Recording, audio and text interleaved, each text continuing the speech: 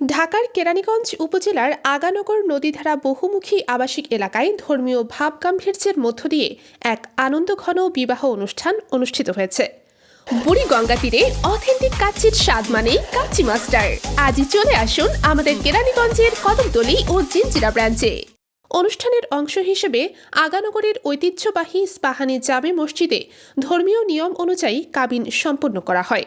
কনে সোমা ইসলাম সিনথিয়া ইস্পাহানি নদীধারা বহুমুখী সমাজ কল্যাণ সমিতির সাধারণ সম্পাদক হাজী শহীদুল ইসলামের কন্যা, বর আশিকুর রহমান মরহুম ব্যাপারী মকবুলের পুত্র এবং ঢাকার রায়ের সাহেব বাজার কোতোয়ালি থানা এলাকার বাসিন্দা।